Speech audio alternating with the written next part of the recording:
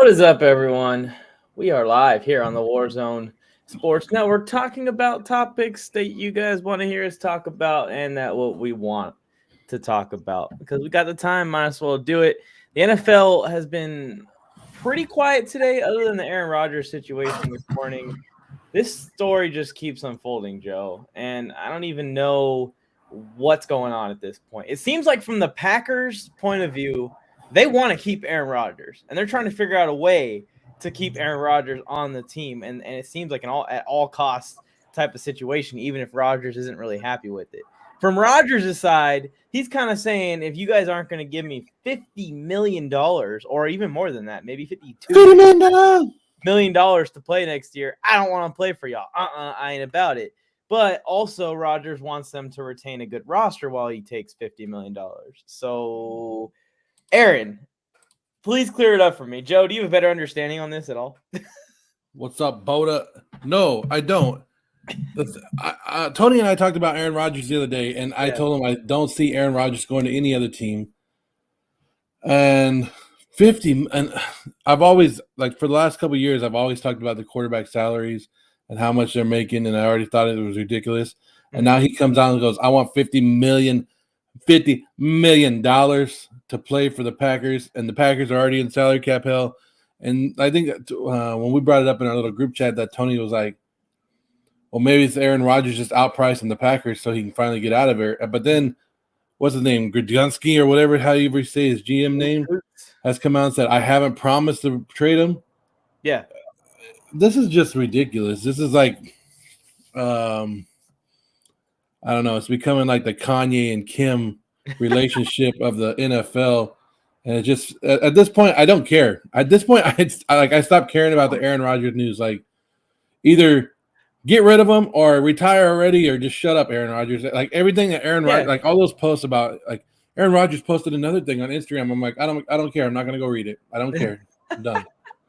Well, I mean, it comes down to now where we're just like, you're at a point now. You're either going back to Green Bay or you're not. Let's just get this out and let's figure this out.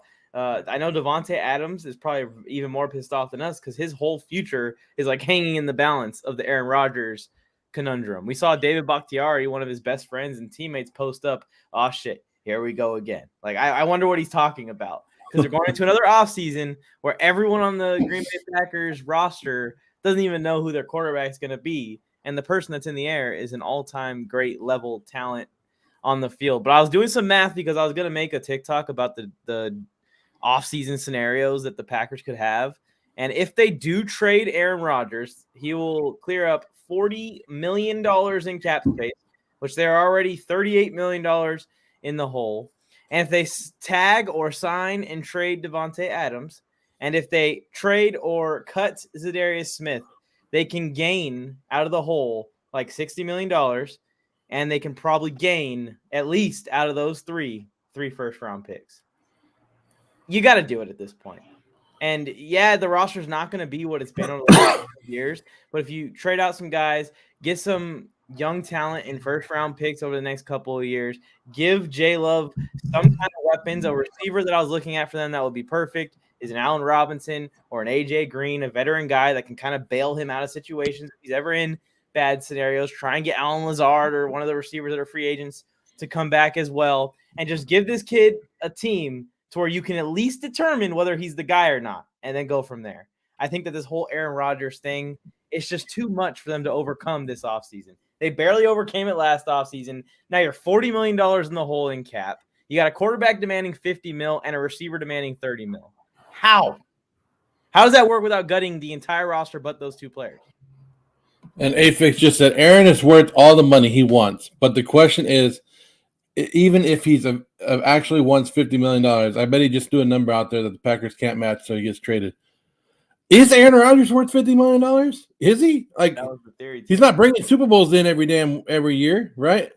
He's not bringing Super Bowls in every year. So I'm looking at that like, nah, maybe you're not. Yeah, we are winning, but we're getting stuck in the playoffs. We're in the same spot, getting stuck year after year. And then you look at everybody else who takes the pay cuts, and the quarterback position that takes a pay cut, like Tom Brady and all those other guys that are taking cuts at their position so you could pay everybody else. The Packers are in a bad salary cap situation. Can it easily get out of it? Yes. I'm looking. I looked at those same numbers that you were looking at, Mike, and there's some numbers here and there, and I'm not sure if they updated one of them because they saved like $10 million last year. Yeah. Back-to-back MVPs. MVP don't win games. Like I saw a meme the other day that said, "Oh, we didn't score any touchdowns today, Aaron," and he's like, "Yeah, but it don't matter. I won an MVP. I'm the MVP." Like, yeah. I don't care. You could put all these MVP trophies on your counter, but if we're not winning Super Bowls, that's at the end of the day, that's what it matters, right? The 52, 53 guys on the roster won a Super Bowl ring. They don't care that we have one MVP in our locker room. Nobody cares about that. Yeah, and if they can't hold on to Aaron Rodgers, the question is, post Aaron Rodgers, what the hell do we have? Because the division will still be very much up for grabs, even with Jordan Love leading this team. And I do believe that this Packers team can go around 500 if Jordan Love is just average or slightly above average. But when do you go ahead and say, you know what? We're probably not going to win a Super Bowl with Aaron Rodgers. They cannot. There is no possible path that they can roll out a team this year that was better than last year's team. And I'll stick by that. And if they somehow do it, I'll bravo to them. But last year's team was their team. They had a top 10 defense, top 5 if you really look at them when they're healthy. They were top 10 without Jair Alexander and without Zadarius Smith all year. And they have the number 3 offense last year, number 2 offense, basically the best offense in the league, best quarterback, best receiver. So at that point, you can't get much better, and with the salary cap situation you're in, the only path out of it is an Aaron Rodgers-less situation. But what about Davante Adams? What do you think about them keeping Davante Adams for Jordan Love on a franchise tag year? Well, I think you have to franchise tag Davante Adams. I think you have to. I don't know. Have you looked at the prices on a franchise tag? So if they franchise tag Davante Adams, 21, $19 million. 19, yeah. So 19.1 is the money. Does he want a lot more than that? Yes. Mm-hmm. But franchise tag him and make somebody give up the money for it. Franchise tag him, make somebody give up the picks. Okay. And I read something because one team that Davante Adams is always linked to this year is who? The Las Vegas Raiders.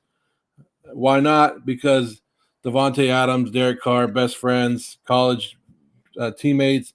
They've actually mentioned it in a couple times. But then they ask themselves, like, how much would a team give up for Davante Adams? Is he worth multiple first-round picks? Probably. I mean, he's a damn good, probably the best receiver in the game right now. But will a team give up that much? Because not only do they have to shell out the first-round picks, now they got to give up the money. So, yeah, that $19 million is a franchise tag, and that's what the Packers would be smart to just do it and keep him under that. But another team is going to have to sign him to a contract extension. And if he wants $30 million, and that's the number being thrown out there, I don't know if he'll get that, but that's the number being thrown out there. Are you willing to give up multiple first-round picks or even just one first-round pick and pay him $30 million? That to me is where you're like, but yeah, and that's the scenario he's in, because if you acquire him, he needs a contract ASAP, or you just threw those picks down the drain. So, yeah. I mean, for the Raiders, I don't think I'd be giving up multiple first-round picks, but I have it pegged here when I was looking at this dream scenarios of Davante and Aaron getting traded out. I had Aaron going to the Colts, and I had Davante going to the Raiders for a first and a fourth. As a Raiders fan, you'd probably be pretty stoked. First and a fourth, and you get Davante Adams for like 3 or 4 years with Derek Carr. So they're going to extend Derek Carr too soon, right? Like this offseason sometime. Well, yeah, they're talking to Derek Carr, and he actually said that he'll take a pay cut if they bring in Davante Adams. Specifically by name. But Green Bay would be stupid because I put on the bottom, we have the little tracker down there.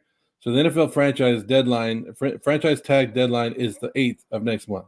Mm-hmm. So Packers need to do whatever they can to get him franchise tagged. We don't care about the Aaron Rodgers thing. You're going to franchise tag him. That's going to be your smart thing. Because you're not going to keep him. It doesn't matter if you're going to keep Davante Adams or not. You get as many picks back. And you just talked about it. How many picks can they get for Aaron Rodgers? And then you franchise tag Davante Adams and you get more picks. You're setting yourself up. Yeah, it might be a rebuilding year or whatever, but you're going to play in one of the worst divisions anyways. You can't tell me that Jordan Love can't compete against the Lions, the Bears, or the Minnesota Vikings. I mean, come on. Even if Jordan Love isn't the guy for Green Bay, they find that out very quickly in 1 year. I mean, whoever the next guy is up, whether they get a veteran or they get a youngster again, is going to have a team that's in a good cap scenario with young players on it, like Jair Alexander, for example. A pretty good D-line. Rashawn Gary's on this D-line. Still, Preston Smith is locked in for a couple more years, even if they do get rid of Zadarius Smith. And all these first-round draft picks from it. So whoever is next up after J-Love, even if J-Love comes out and stinks up the place, stinks up Lambeau Field, then they're going to be set with a good team and ready to compete now and be in the market to get a potential veteran or a star young guy. Try and go get somebody in like 2 years. Yeah, I'm with you on that. You saw how the Patriots turned it around. I mean, they turned it around in 2 years. 2 years, completely back and into the playoffs. Yeah. So let's move on from Green Bay because, like I said, I'm done with the Aaron Rodgers saga. Aaron Rodgers, do what the hell you're gonna do and get it done. Like, we're done with it. We're done with the Aaron Rodgers. We don't care. Like, nobody cares. Nobody wants you in the spotlight anymore. There's other quarterbacks. You're 39 years old. We don't care about you. You're done with. There'll be a flip in the story tomorrow morning. Don't you worry. Well, coming up Tuesday, there'll be something, right? When it gets close to Tuesday, when he goes on Pat McAfee. Oh, yeah. He'll say something again Monday night. So I did read something. Sean McVay has been rumored before the Super Bowl. They said he made like hints before the season. Then at the Super Bowl, even a little bit after the Super Bowl, he was kind of saying no. But they're saying that Sean McVay was thinking about walking away, and his thing was, I know I've seen a lot of my friends and my coworkers or co-head coaches that they don't get to spend a lot of family time. So his thing is he doesn't want to do that. He wants to be able to enjoy his family time. He's only 36 years old. He just won a Super Bowl. But I just read that he said he's committed to coaching the next upcoming season. So he's not walking away yet. Is that a surprise to you? Did you think he was going to walk away, or you thought it was just a joke the whole time? I did not think he was going to walk away. And I'm pretty sure they asked him like right after the Super Bowl if stuff like that was true. And he didn't directly shoot it down, but it was like, nah, I'm just going to enjoy this right now. That's kind of a crazy thing to say. What I'm willing to bet happened, and I'm going to go full Nick Wright spitball here. What I think happened is with Troy Aikman leaving the broadcast booth, I think was with CBS or something, or NBC, one of the two. He probably got an offer, and he didn't just completely shoot it down, and that's what it is. Because Sean McVay in the booth would be very entertaining. We've seen coaches transition to the booth before, and now that's heavily rumored that Sean Payton is going to be heading to the commentary booth. So I would be willing to put down money that he was offered that spot and didn't just say no immediately, and that's where he might retire rumors come from. Now that spot's probably going to be taken by Sean Payton. I think Sean McVay is probably in with the Rams until at least this team, the core of this team, is no longer together. Matthew Stafford, really. I mean, that's what it seems like. The quarterback is what he needed. Yeah, and a lot of people are worried about the salary cap this year. I mean, the major one is right now is the Saints and the Packers, of course, and the Cowboys are in, and then right there would be the Rams. So the Rams are $21 million over. They got to make a couple moves, but I don't think that's enough to make him go like, I'm out of here. Like could I see the Rams in a Saints situation later on? Yeah, but I think they've done it smart enough where they're giving up these first round picks and they're not paying all this, and they're not bringing on big salary. Like, they're bringing on the big salaries and paying the veterans, but they're not paying that first round talent either. So I don't think I do think that Sean McVay, now that he's bringing up all these news and stuff, I do think we will see Sean McVay walk away from coaching early. But the dude hasn't even had one kid yet. So what's he talking about? Yeah. So when he gets married and he has a kid, that's when we'll be looking at Sean McVay actually walking away. So but until then, I'm not really worried about him going, I'm walking away. Wait till he has that first kid, and then maybe like a year or two into that, and we'll see. But will Sean McVay be a coaching when he's 45 years old? Probably not. So we got at least 9 months left, at the very minimum. Very minimum, yes. So I'm just saying, like, like his thing is family time. Like, well, yeah, you're not even. I don't even think he's married yet, right? I don't think so. No, I think he's engaged. Yeah. So I think it's all premature talk, and I understand where he's coming from because you do see a lot. Like anytime you listen to about coaches, they're always like, "Yeah, we go in at 4 a.m. and we're leaving at 10 o'clock at night or whatever." Yeah, it's horrible. It's crazy. Yeah, their bank account reflects that though. Some of them, some of them at that level, hopefully. Oh man, yeah, I think he's gonna be around for a while still. I don't know, at least till Matthew Stafford's done. Yeah, well, yeah, and I think he'll be all right. And I'm already looking at some of the salary cap for 2023, and some of these people that have issues right now, like the Rams and the Cowboys can't. The Cowboys are going to suck for a second, but like the Rams and all these other teams, the Packers, they can kick it down the road a little bit. The only team that can't kick it down the road is the Dallas Cowboys. I'm telling you guys that right now. Trade Amari. Like, okay, Mike. So this year, right? I'm talking about the Saints. They're 76 million over, right? Mm-hmm. Well, next year they're 30 million under. So they can do some movement around and they can kick it down the can a little bit. Where the Cowboys, sorry, we're going off a little bit. The Cowboys are like, what did I say? The Cowboys are 21 million over, 19 million over right now. 19 over. That's Amari Cooper. That's it. Get rid of him. Yeah, well, there's two people. Amari Cooper would be the one, and then maybe Lawrence. And well, next year they're 4 million under the cap right now. Oh, so they're in the whole 4 million. Yeah, they've already kicked a lot of this stuff down the road. So as we sit right now, the Cowboys are in the worst salary cap position next year in 2023. Great. 2023. So right now they're third worst this year with 22 million, and next year they're the worst at 23. So to be able to kick a lot of things down the road, what are they going to do? Oh, let's see if we can kick it all the way down the road to 2024, and that's where you start getting in trouble. But Amari Cooper, and I think Tony and I talked about this, Amari Cooper will not be a Dallas Cowboy next year. Yeah, I think that he's probably number one on the list to go. I think that Lawrence is second, and then maybe we see one more year with Zeke, but Zeke's got to go too. All three of those guys. I mean, that whole cap issue and the hole that they're in there is because of 4 players. It's Dak, Zeke, Amari, and DeMarcus Lawrence. It's those 4 contracts. Those are all bad contracts. I mean, Dak's, I guess you could say for the franchise QB makes sense, but Dak isn't like a top 5 QB, but he's getting paid second or third in the league money. So I mean, yeah, you can deal with the Dak contract, but you can't deal with a bad running back contract. That's terrible. No. That's painful. And bad receiver contract. And I was looking at the Zeke contract, and I think they are stuck with them for one more year. Then they can cut him, right? Yeah. Yeah, because even if some team goes, hey, yeah, we'll help you out, and they like rip some team off and they are able to trade them, they're not saving a lot of money because they would have to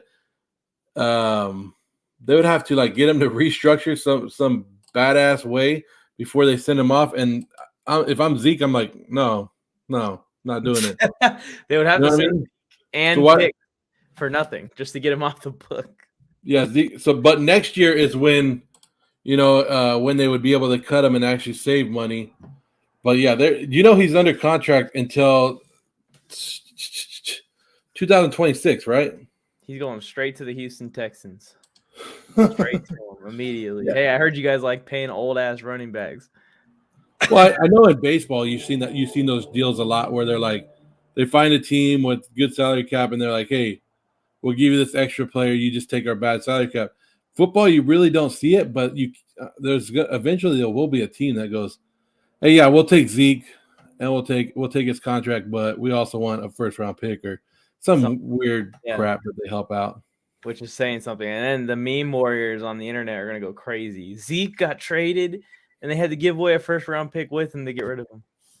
Yeah, and they're still – you know what I mean? Like, well, I mean, the day is going to come, and you're going to have to pay Micah Parsons one of the biggest defensive contracts ever. So prepare for that, Dallas. And the good thing is they got a couple years. And imagine – look, that's what AFIC says. Imagine leaving after mortgaging everything for the next 2 years. That would suck. Like – I mean, if they don't play it right, they could put themselves in a bad position with guys like CD and Micah Parsons in 2 or 3 years. Yeah, and hey, did you see that about CD Lamb? So we all know what's going on with Kyle Murray in Arizona. Kyle Murray feels that he got set up and he looked like the scapegoat. But first of all, Kyle Murray, everybody knows that the coaching staff in Arizona sucks. Everybody knows that. There is question marks about Kyle Murray actually being better than he is, but he's been playing good at a high level, so we'll let that go. Do I think the game plan for the Super Bowl or for the playoffs sucked? Yes. Did Kyle Murray play bad? Yes. Did I think he got set up? And was I blaming him? No. I think most of us blamed Cliff Kingsbury for that loss, right? And for the downfall of Arizona in the second half of that season.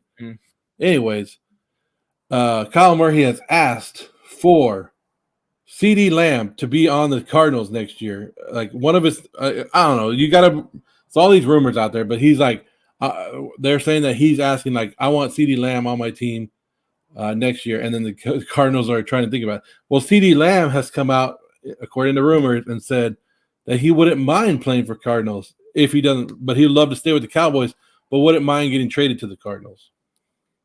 What the hell, man? This offseason is something else. How are you going to say I have DeAndre Hopkins and A.J. Green and Christian Kirk and Rondale Moore and James Conner, but I also want CeeDee Lamb? I don't.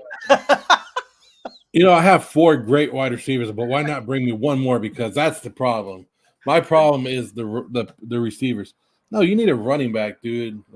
Yeah, and the problem down the stretch was the O-line couldn't block the Rams to save their lives and injuries. The offense was plagued with injuries. James Conner was playing banged up. Chase Edmonds was playing banged up. Kyler was playing banged up. No DeAndre Hopkins. Like, how can you reflect on the final game of the season as the Cardinals and be like, yeah, that is what our team was this year? Their team was really good this year, and then injuries completely derailed the season. Now, we all kind of saw it coming because they picked up a bunch of injury-prone players. Yeah. But, you should look at it and be like, healthy, our team was one of the most competitive teams in the league. So, I mean, get a healthy team together, put them out there. I agree with you that the coaching staff completely failed Kyler because when things went wrong, there was no game plan. At that point, it was, hey, Kyler, run for your life and try and throw the ball down the field. Good luck. That is not a game plan. And Kyler probably feels set up because he's trying to get paid right now, and that's not a good last look to finish a season. Well, didn't Colt McCoy come in and win some games with them? Exactly. That's what I'm saying. This team is actually good. They just got problems with injuries, and the game plan, if it doesn't work out in the beginning of the game, they're screwed. They lose. REF Center is asking, is Russell Wilson leaving? I don't know if you saw this again, but just like Kyle Murray took all the Cardinal stuff off his thing, Russell Wilson has taken all the Seattle stuff off. This is so is this is this what we do now, Mike? Is this you know what? I'm taking everything off my social media. Yep. Everything is going to be on social media. Is Russell Wilson too busy signing Subway sandwiches to realize that he took all the stuff down, or you think he hit the wrong button? I was wondering how we were going to work that into this. The Subway sandwiches? Yeah, that was the craziest thing I think I've ever seen an NFL athlete doing. That has to be the dumb. I think Marshawn Lynch did it the next day. That's stupid. Jesus. Oh, so all the Seahawks fans really like Subway now, huh? Yeah. Subway, if you're watching, that's the stupidest thing you guys ever done. Yeah, I think Russell Wilson is going to be out of Seattle. I was saying it last year. Remember, I was ringing the bells for a Chicago trade last year, right before the season was about to start. I don't see a path forward where Seattle is going to be competitive. At least maybe they can make the playoffs with Russ dragging them, but not competitive past that. And I think at that point, you're fighting for wild card positioning, and you're fighting for a first round exit is what you're fighting for. If the Seahawks want to try and get back to a championship caliber team, you can't do it when the O-line is this bad and the defense is this bad. When you need 10 to 15 new players on the roster to turn the team around, the quarterback that you have that's a veteran is not going to be there by the time you get there. There's no way. So Russ is literally just ending and letting his career die in Seattle, and he's just going to retire with the accolades he has. He's never going to be able to go any further. But what is Seattle going to do with no Russell Wilson? What does Seattle do? They're screwed. They're going to trade DK. They're going to trade Russ, and they're going to ride Tyler Lockett's wheels till they fall off. He's going to be the new Brendan Cooks of the league. Seattle screwed up a couple years ago when they traded for Jamal Adams. Yep. When they gave up all those first-round picks for a safety that's actually a linebacker, and then they signed him to an extension. That's where you screwed up because you went and got Jamal Adams when everybody told you to get offensive line for for Russell Wilson, and you went and got a stupid safety, and you kept Ken Norton Jr. as your defensive coordinator for all those years. The problem is Pete Carroll is too loyal, maybe to an extent. He's too loyal to his friends and all that. And Ken Norton should have been gone. You should have never brought in Jamal Adams, especially for 2 first-round picks. And it's just been ridiculous. And I've told Tony this, and I told a lot of people this. If you're the Seattle organization, are you keeping Russell Wilson? Or are you getting rid of Pete Carroll? Pete Carroll would be the one you have to get rid of, because what do the fans love? Fans love Russell Wilson. Do they love Pete Carroll? Yes, but they'll get over the head coach. It's the player on the field that once you get rid of and you ship out Russell Wilson, now the pressure goes on who? The coach, but the coach. So now you only got a year of Pete Carroll at the most. If you ship out Pete Carroll, the pressure doesn't go on Russell Wilson. Yeah, everybody go, Russell Wilson's our play.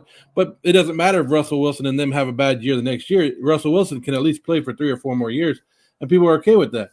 But you take away Russell Wilson and you leave Pete Carroll, the pressure now becomes Pete Carroll, and now his ticking time bomb is a year, and he's gone. Yeah, I think it comes down to, how do you want to go down, Russ? Do you want to go down as that loyal guy who, won the 1 championship, so good thing he got that out of the way, but just went down with the ship kind of in Seattle? Or do you want to go down as the guy that sought out a path to victory, which would be going to Tampa Bay or going somewhere else? So I don't know what the deal is going to be, but they're committed to Pete Carroll for 1 more year because the head coaching hirings have already happened. And I guarantee you that even if Russ is in Seattle next year, he's going to be good. I mean, he's still a really, really good quarterback. He's just in the worst situation possible for a really good quarterback. And like you're saying with Jamal Adams, think about the assets that they gave away to get him. If you combine the assets that they gave away to get him and the cap space that they gave up to get him, that is 3, at least average to good offensive linemen that they could have gotten instead. Yeah, that's where they screwed up. Giving away all that stuff for Jamal Adams, that's where you killed the Seattle Seahawks. There's nothing else but that. Like, that's where you pinpoint it and go, damn, we were a 12-4 team, and all we needed was a couple more pieces here and there. But let's go get a safety that can't do crap. Yep, it was an all-in move for a team that wasn't ready to go all in. But an all-in move for what? It's not like an all-in move for a safety that you didn't need. A team that's best strengths is quarterback and receivers. They went all in. Like, our defense is failing us. It's not our great defensive coordinator and Ken Norton Jr. Let's go get us a safety. It's not this guy who's failed as being a defense coordinator. Yeah, and I've got some more bad news. What's going on with Bobby Wagner? He may not be a Seahawk next year. No, and so if you're a Seattle fan, it's sad. Okay, you just showed up. We just talked about CeeDee Lamb right now. 1,700 yards with the Cardinals, maybe. I don't know. Would you do that trade, CeeDee Lamb, in a trade for DeAndre Hopkins? CeeDee Lamb for DeAndre Hopkins? If I'm the Cowboys? I don't know. That's tough. You'd have to put some more in there, but like if that was your base trade. I don't feel like that's a big upgrade for the Cardinals. I mean, you'll have someone that's a little bit healthier and younger.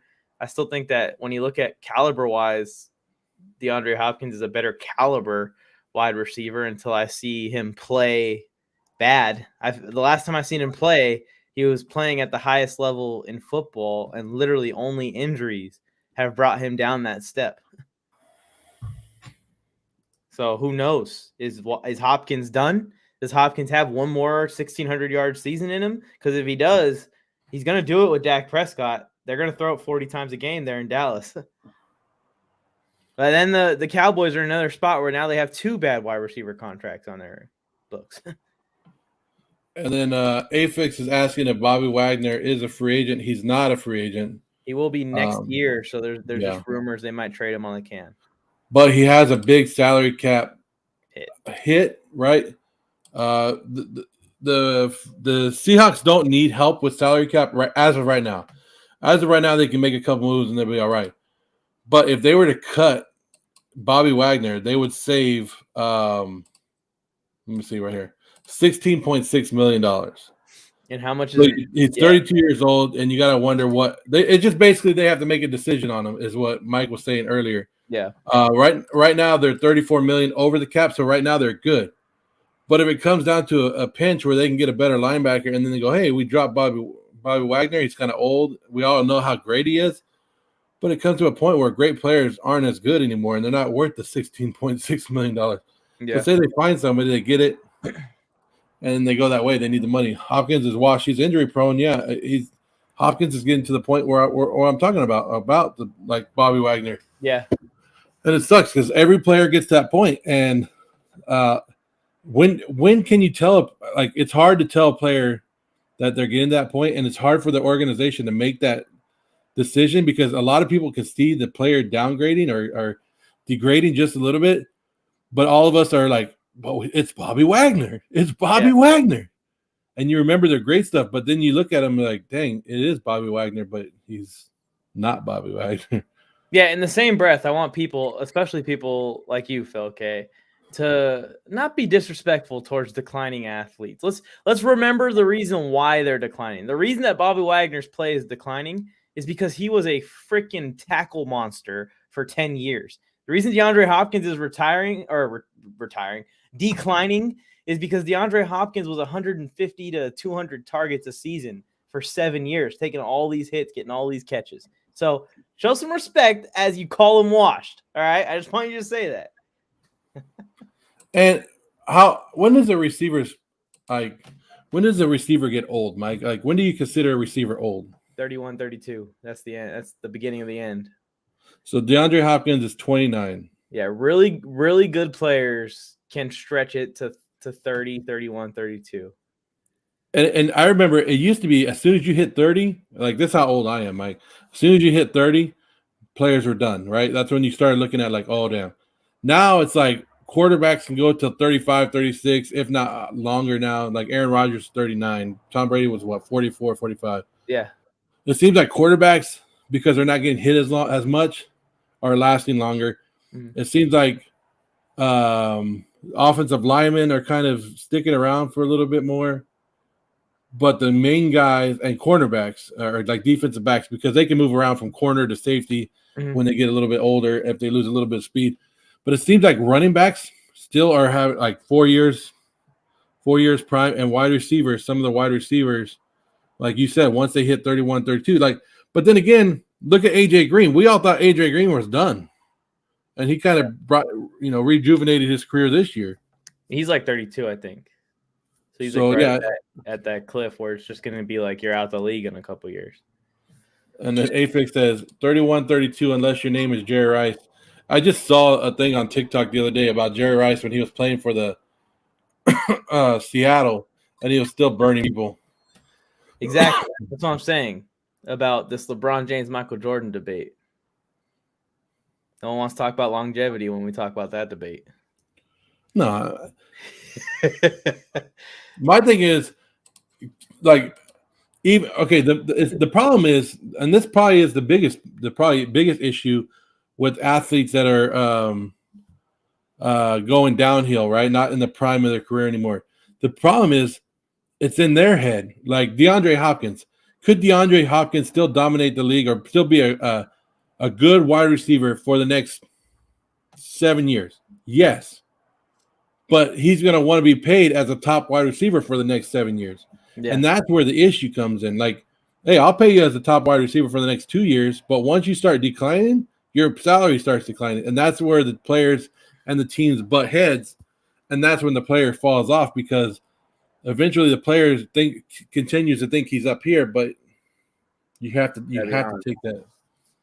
I mean, I think that's the biggest issue when it comes down to it. And also, the thing about receivers like that, like you said, DeAndre Hopkins probably still could beat almost any DB one-on-one, but you're not seeing one-on-one. And once you lose that step and you're that level of a receiver, you can't beat the double team like you used to be able to beat the double team. You can't beat the bracket coverage or the three-way bracket coverage I've seen on Davante Adams recently.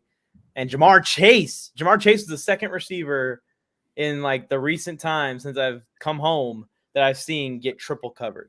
So that shows how special that kid is.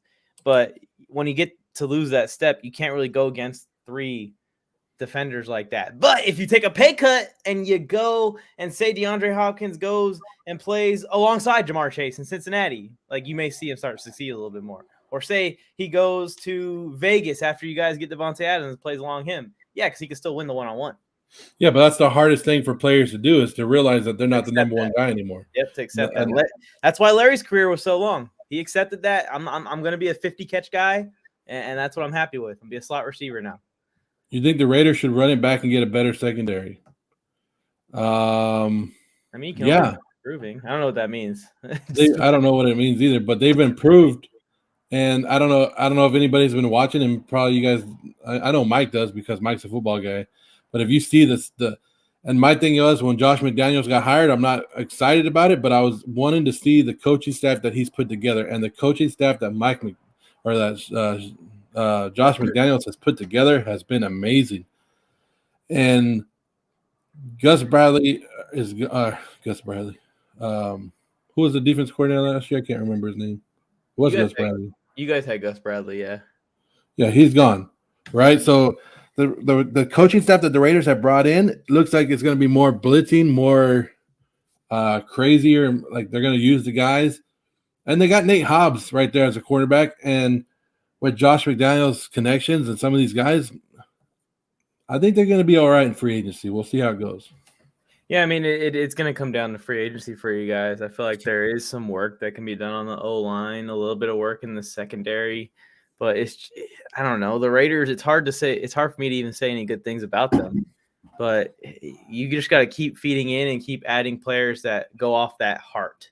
And that's what I'm worried most for you guys about Josh McDaniels ruining. He's more of like an X's and O's guys, do your job guy. Like that family feel seems like it drove the Raiders last year to the success they had. Will that still be there? Hopefully not, for my sake. Yeah, and I don't know. I coach flag football, Mike, and my whole thing is I used to when I had to learn as a coach myself, and maybe Josh McDaniels has done this, and I'm not trying to compare flag football to NFL football or anything like that. Yeah. But I had to learn as a coach, and every coach has to learn. When I first started doing it, I was one of those guys that I was tough and I was on the kids. And before the game, we're like, warm up. We're going to run through these plays. We're going to do this before the game. We're going to run. And I felt like when they got to the game, the kids were too serious, everything like that. Now, before the game, and then, as you know, Mike, back-to-back Super Bowl champions. Like before the Super Bowl, my team don't run plays. We sit there, we talk. I'll walk them through a couple things. And I have the kids dancing and having a great time before the game starts. But then you look over at the other side and more people are serious. And I think that's what it gets back to. Is like you got to find the middle ground of your team where you're like Sean McVay. Like he has fun with the Rams, but then he disciplines them, right? It's a smackdown discipline. And you and I saw that. Like when we went to Rams training camp, were we not like, oh, this is very organized and very ready to go, but they were also dancing and having a good time. Jalen Ramsey was calling people out, so they had that little a little line down the middle where they had this. They were serious and fun at the same time, and then that's where NFL coaches I think have a hard time, but that's where they need to go, especially nowadays. Yeah, and it does. The roster does matter to that too. You got to have certain guys that are there with certain attitudes. Here's a question for you, Mike. I see the Bosa jersey behind you. What do you think the Chargers should do with all that cap space? Oh, I'm so glad you asked me. I have a list here. My goals for free agency for the Chargers is 1, to literally buy a run defense.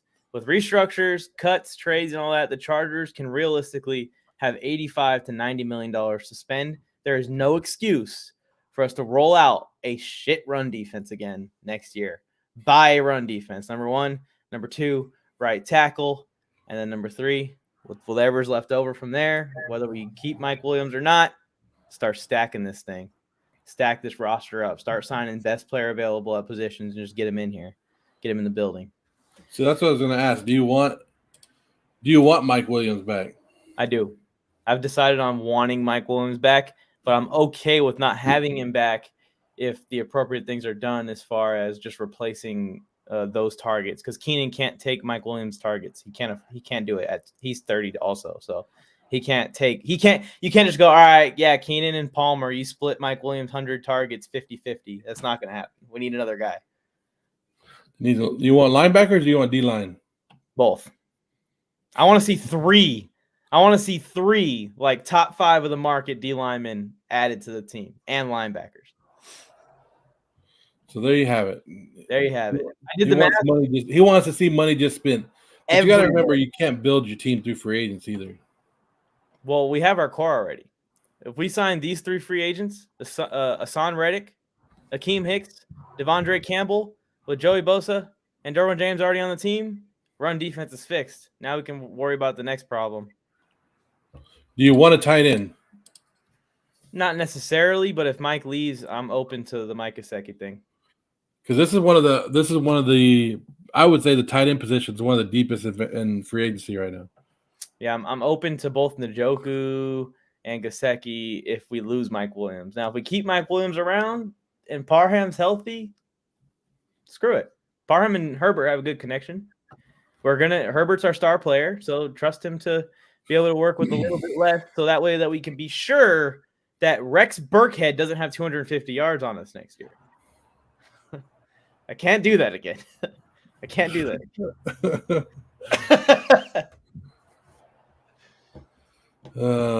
Saying you could draft Dean as well.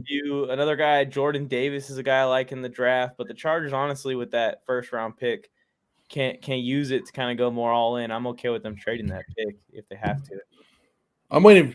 Hey, Felke, I'm waiting for Gronk to come out and retire. Gronk won't stick around when Tom Brady's not here.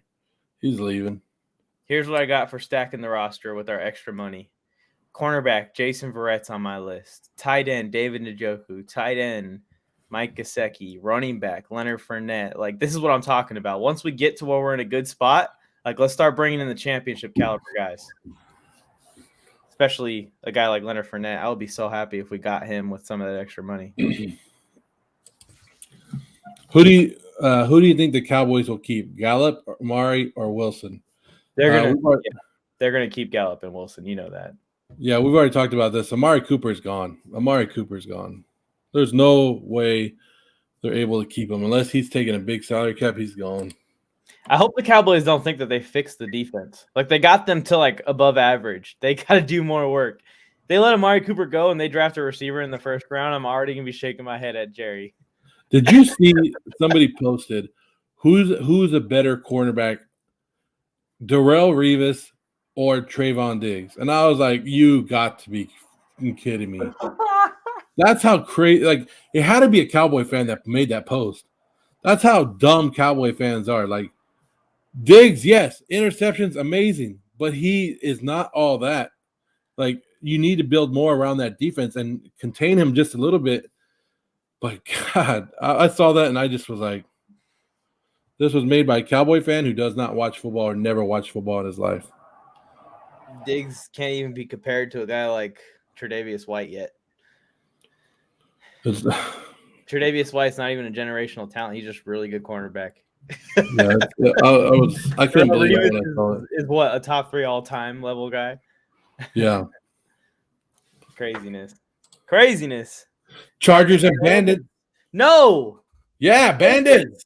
Breakers.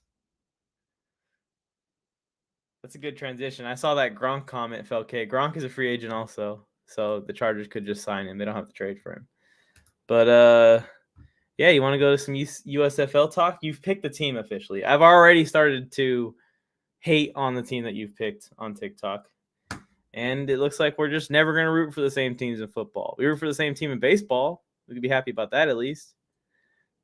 But baseball is never going to play again at this rate.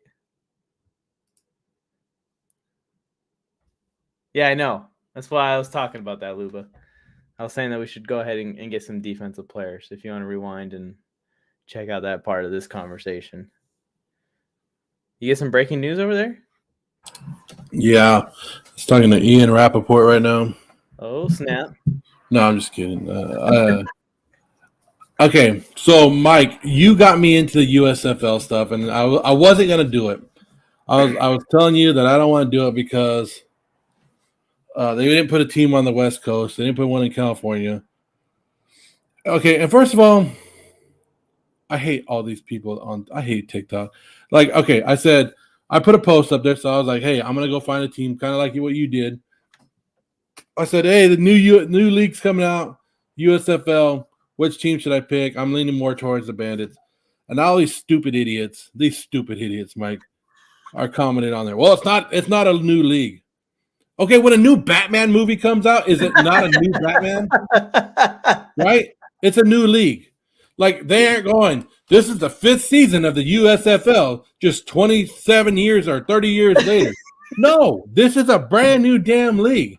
Yeah. So all these idiots, and so I get into it in the comment section with one of these guys. He's like, it's a new league, and I'm like, no, it's not. It's not.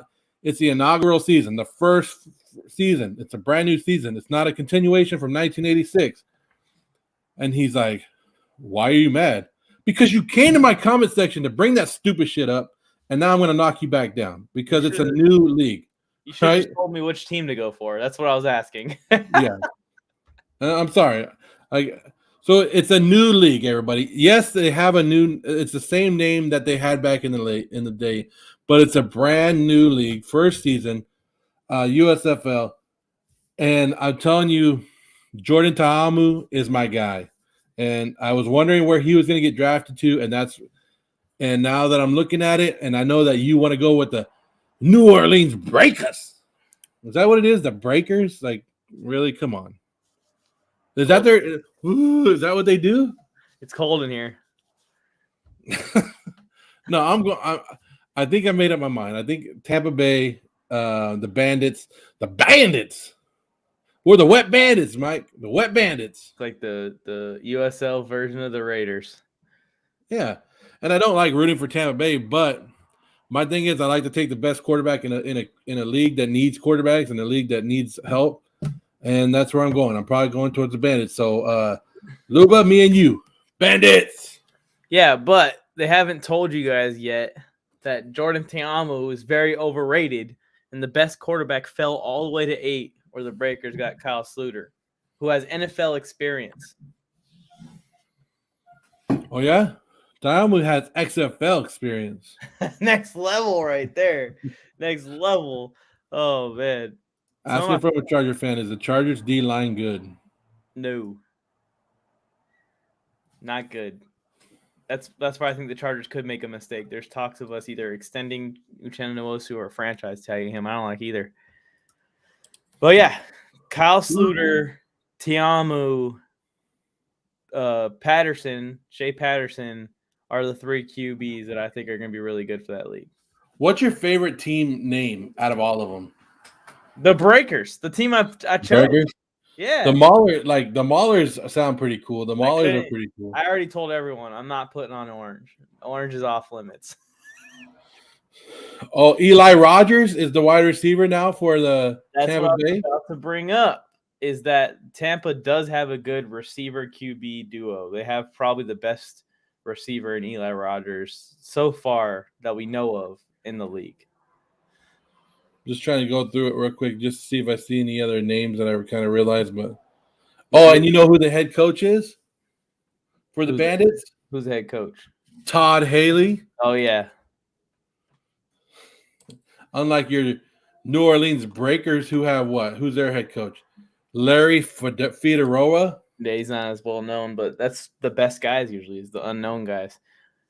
I've seen about 10 leaderboards of who are the best players in the USFL, and in every single one, the best player is unanimously chosen to be Devin Bellamy, the edge rusher chosen by your New Orleans and my New Orleans Breakers. So I'm pretty pumped about that. That guy looks like he's going to be a game wrecker. Former Georgia Bulldog standout, 5-star.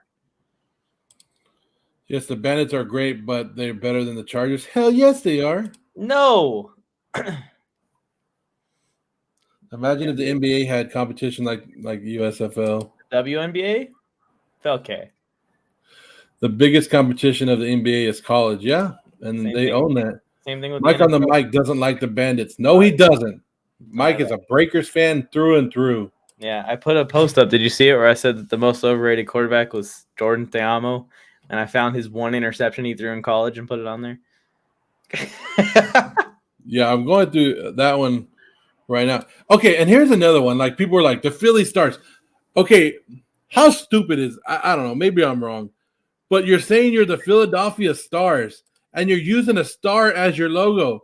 The rival is the Dallas Cowboys, who have what? A star. How did I not even think about that? Like to me, right when I saw that one, I was like, Philadelphia Stars, and your logo is a star. Your logo is like, you're gonna root for that team? Their uniforms are ugly too. They're ugly. UGLY. Gross. Red and yellow. Huh. But the Pittsburgh Maulers. Yep, I can't do Kirby Wilson as the head coach. Orange and purple also. I mean, their uniforms, the Pittsburgh Maulers uniforms look like the Blue Mountain State uniforms. I don't know. They got Thad Castle on their side. The best uniforms were the Bandits, the Breakers, and the Michigan Panthers. Those three had the best uniforms. Who's coaching? Wasn't there? Which one? Oh, Kevin Sumlin's coaching Houston. Which one is Jeff Fisher coaching? Because they're go 500, right? His team's not in Pittsburgh. No, he's not coaching Pittsburgh. The Stallions, I think. Birmingham? I think so, yeah. No, that's Skip Holtz. He must be coaching. Who's coaching Michigan? Panthers. That's who he's got. It's Michigan. He's Michigan Panthers. So he's got Shea Patterson. Yeah. Let's see. Who else does he got? Paxton Lynch. Yeah. Remember Paxton Lynch, Shea Patterson? If they start Paxton Lynch over Shea Patterson, I'm going to laugh my ass off. If the number one overall pick in the draft doesn't start. But with Jeff Fisher as your head coach, you're going to go at least 500. He's good at that. Probably. Well, how many games are they going to play? 10 or something? They play 10, yeah. Okay. Yeah. What teams in the NFL need a new head coach, excluding the ones Dallas Cowboys need a new head coach? Breakers are going 9-1. Dallas Cowboys need a new head coach. Johnny, is there a full roster? Yeah. If Johnny, I'm looking at it right now. I went to the USFL.com, the USFL.com, and if you scroll down, it says team rosters, and you can actually click on their rosters. It's about mid-page. But yeah, you can actually go and click on all their rosters. It says 49 days until the inaugural season. What does that mean, Mike? The inaugural season? Yeah. That's this year. The first season. First season. Yeah. Shea Patterson was picked number 1 overall. He's starting. Yeah, I think he has to start. There's another one, Johnny, on Instagram. It's called USFL Analyst, and this guy is just breaking all of the USFL news. He's getting a lot of followers from it, but it's good. I followed it. It has current rosters and updates, and a couple players that got held over by the CFL. It got broken on there. I'm trying to look for their schedule right now, Luba, because I was going to do the same thing. It says the Generals versus the Stallions is the first game, but I don't know where the actual schedule is. Oh, you guys got Brady White also on your roster. Brady White and Tiamu are your quarterbacks. USFL giving players and staff tuition-free, debt-free college degree program. You see that? What is that? I don't know. They're giving away scholarships? Where's the schedule? USFL schedule. Yeah, do we play week 1 Bandits versus Breakers? Let's see. I hope not, because then I'm going to get pooped on if we lose. Chargers over Bandits, but Bandits over Raiders. I like it, Luba. Oh, so they haven't came out with the whole schedule yet. Johnny. All they have is the first game set up. The first game is April 16th, New Jersey at Birmingham. That's the first game. Nothing else has been set up. Isn't it crazy that these teams are playing each other blind? There's going to be like no tape on the teams or the schemes or anything that's going to be run. Like just go out there and play some football. So Breakers, John. Come on. It's an easy choice. Johnny, if you want to go with Mike, you go with the Breakers. But Mike has a bad history of picking teams. I'm a Dodgers fan. We just won a championship. And a Lakers fan. We just won a championship. The Chargers are up next. The LA Rams brought the championship closer to the Chargers. I'm going with the Bandits so I can be like, the Wet Bandits. We're the Wet Bandits. Might have that clip too. Here we go, Joe. Here's a good closing. What's your Super Bowl way too early prediction? It is way too damn early. Raiders, Niners. I'm so against Jimmy Garoppolo coming back to San Francisco. But mine is Chargers, Niners. So don't call us biased. Why not? We'll just stay West Coast. Do it all. Oh, man. If they have Jimmy G in at quarterback next year, I hope not. And, I'm getting called out by a lot of Niner fans. But, look, Niner fans got all excited, and they were like, Jimmy G's worth this much. He's worth all these picks. Washington might even give us the number 15th overall. Shut that up. Nobody wants to give up a lot for Jimmy G. He has a $20 million or $28 million cap hit that they got to enforce. Then if you want to keep him, you're going to give up if you're going to give up anything for him, do you want to sign him to an extension? So the team's got to worry about that. The 49ers will be lucky to get they'll be lucky to get a third-round pick for him. A fourth-round pick, maybe 2 fourth-round picks, I can see that. But they'll be lucky to get anything higher than that if it's not conditional. I think they're in a scenario where if they don't get an offer that they like, they're going to end up right before the season cutting him. Yeah, they have. So they better just take whatever they can get for him. Whatever they can get for him, they better take it. It says, for the love of God, just please let him leave. Trade him, cut him. And that's what teams are thinking too. Like, they got to call the Niners bluffs and be like, okay, if you're not going to take this offer, then you keep him. And like you said, no, the Niners don't want to keep him. There's no way they want to keep him. Yeah. And I'm starting to not like Niners fans like Luba. Luba's a Chargers fan, so I like you, Luba. But Niners fans keep saying stuff like this to Deshaun Watson, Tom Brady. Like, why do you guys hate Trey Lance before you've even given him a damn chance? Yeah. This kid could be good. Everything I saw in the preseason, I was like, he is going to be really good if they think that he has a lot of improving to do from this. Now, I know that Texans game wasn't perfect, but what rookie quarterback in the NFL is perfect this year? None of them. None of them. And if he plays, I'm willing to bet you that Trey Lance would have been the second best quarterback if he played the full season behind Mac Jones. And the 49ers offense isn't a pass-based offense. It's a run-first offense. So you're going to tell me that they're going to put them in bad situations? No, they're not. Unless they're getting blown out, unless it's a big blowout game, and then that's when you might see some mistakes, more mistakes from Trey Lance. But Shanahan's going to keep him in the position where he's going to hand off the ball and go. Hand off the ball and go. Roll out this way. What do they call them? RPOs? Yeah, RPOs, gadget plays. It's going to be good. So, and then he has the legs to move the team. And all he has to do is make that 1 or 2 completions that Jimmy G doesn't. And the 49er fans are going to love him, right? I don't understand 49er fans. Even I'm with you, Afix. I hate the Brady Rodgers San Francisco thing because you made the trade for Trey Lance. You gave him the year on the bench. Start his ass. It's time. And he will probably grow much more now at this point playing than he will on the bench. Because after a whole year on the bench, you can't really do much more studying than that. And that's all you can do from the bench. Trey Lance is going to be good when he gets in there. I'm very, very confident in it. And if you guys have any doubts, go and look at who the Shanahan regime wanted to draft in Washington when it was his dad and him running the entire offense over there. They drafted RG3, a mobile QB, and they were phenomenal offensively. Well, who else did they draft? Kirk Cousins. So they drafted two good quarterbacks. In the same draft. Yeah, 2 good quarterbacks. But I'm just saying, have some faith that Shanahan has a plan here. He didn't go out and blow first-round picks with no plan. They're going to use Trey Lance the right way. I know they are. It's going to be great. You're going to see a similar offense to that. Alfred Morris, pound the rock, and then out comes RG3 with how athletic he is and phenomenal he is. Yeah, and Tony and I talked about this the other day, A-Fix. A lot of people hate on Trey, and they're like, well, he didn't go to a big-name school and all that.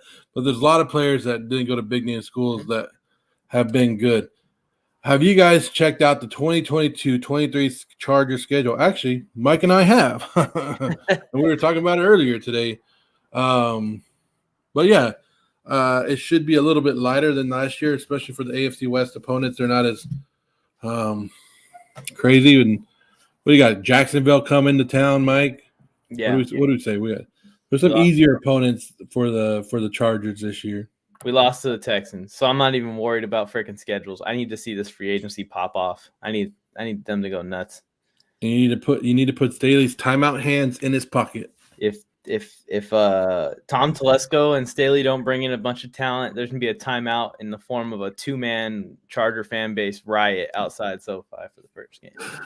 Tony Tucker, I'm telling you this right now. Tony Tucker is ready to go off on Tom Telesco. So he's right there. He's been a fan for 9 months, and he is ready to lose his shit already. Imagine, Tony, being a fan for your whole life. Yeah.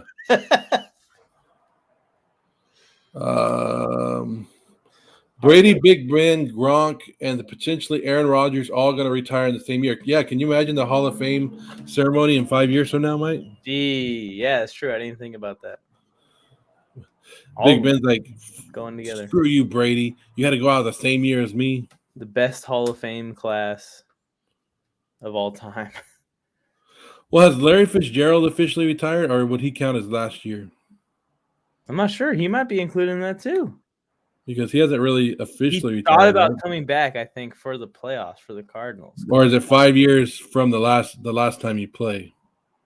I have no idea. I don't know what the rules are, but Brady's probably gonna be the first person to get inducted and then play. Oh yeah, Brady. Yeah. He's gonna. I don't want to see Brady back, to be honest. He's gonna Bill Goldberg the crap out of us. We are going against the NFC East, AFC South, and the NFC North in the same year, the 3 easiest divisions. I mean, yeah, the NFC East will be the easiest of the divisions. Hopefully, Russ gets traded to NYG, and then I can start rooting for the Giants a little bit more. So, the Cowboys better put up wins next year. If they're playing your division, the South, which should be easy, and then the NFC North, especially if the Green Bay is not playing. Oh my God! Jalen Hurts, Danny Dimes, and Tyler Heineke, they got him. If the Chargers won against the Texans, the Raiders would have been in the playoffs. What? If the Chargers would have won against the Texans, we lose against the Raiders like we did, we're in the same scenario. The scenario just changes to where now the Raiders need to beat us to get themselves in, and we just need to win to get in, and all that tie shit is probably out the window. Yeah, and who would have thought Pittsburgh tying one of the worst teams in the league helped them out? Yeah. Cowboys will get 13 wins in that schedule and then lose again in the first round. Possibly. Oh, he's saying the Raiders wouldn't be in the playoffs. Probably. But, the Raiders, there's a couple of games that the Raiders could have gone the other way. So play the if and game and see what happens. If this, if that. You never know. It was just one of those seasons in the NFL that was crazy and everything went one way. Like I said, Pittsburgh tied the Detroit Lions, and that tie helped them out. Like, they got rewarded for tying one of the worst teams in the league. If you think about it, right? Yeah. That to me has blown my mind the whole time. Yeah, because if they win, now we have tiebreaker in play. And yeah, because if they win, the Raiders actually beat Pittsburgh. Yeah. So that tie helped Pittsburgh stay over the Raiders in the standings because they actually didn't have the loss. But yeah, you put it if they lose or if they lost or won against Detroit, it actually made it a worse standing and it dropped them even worse. I don't think I've ever seen that happen before. So look at this, Mike. Here's my new Super Bowl trophy this year. Here's my one from last year, just to let you guys know. So I'm not lying to you. 2 trophies right here. Back to back. Back to back. Back to back. Winter, and then the winter season is the hardest season. So there was 29 teams in our division. And you beat all 29 out? No, we just didn't have to beat all 29, but we had to take it to the max. Got him. What is he saying? It's been a part of the biggest Benjamin the third senior. What is he talking about? I've no. Let's take us home from there. Appreciate you guys for tuning in. Joe, any last things before we sign off here? Next week, guys, around the same time. Next week, Warzone Sports Network turns 1 year old. Mike and I did Friday Night Wars for a couple months before it, but we actually started the Warzone Sports Network March 1st of 2021. It is now 2022. So next week, we're going to do it on the 4th at 4 p.m. Pacific time. We're going to have a big 1 year anniversary. Hope everybody stops by. Everybody come on and say what's up. To us, Felcade's been a big part of it. All you AFIX, you guys have all been there for us. So next week, Friday night, at this time, we'll bring Tony Tucker. We're going to bring a bunch of the old guys back. We'll make some star appearances on here. Mike and I are reaching out to people. So next week, big 1 year anniversary Warzone Sports Network. Love it. We're going to get to it, and we're going to come out and celebrate like it's 1999, like the old people would say. And as you guys can tell, Mike and I and Tony are trying to get more and more back on our regular schedule, try to bring you guys more and more. We're going to go more towards NFL talk because that's what sells and that's what we like more. That's our passion. We might eventually throw in some NBA and some baseball, but more than likely we're going to be talking baseball or talking football, and that's the passion. That's the thing is because football now is a year-round. Officially. Year-round sport. Thank you, USFL. Thank you for that. And we have other shows up for debate and Sports Force. They both talk basketball. So if you guys are craving March Madness, I know Brian Bolster will be talking March Madness. Oh, yeah. Brian Bolster and Joe Skirto, we'll get to that. But, yeah, if you guys have any other ideas for us, hey, feel free to reach out to us on our social medias. And, Mike and I are always answering. It might take us a little bit, but we do try to answer everything that we get. I mean, like I said, we appreciate all the comments and everything you guys showing up. Any last words, Mike? No, I mean, we're going to be watching Super Bowl 5, Cowboys, Colts, Sunday, sometime during the day. I haven't scheduled it yet. So those of you that are interested in that, you got to keep an eye out on the social medias on Instagram and TikTok because the link is going to be like a private link. It's not going to be shared to everybody. So you just got to keep an eye out for it is all. And that's it for me. We good?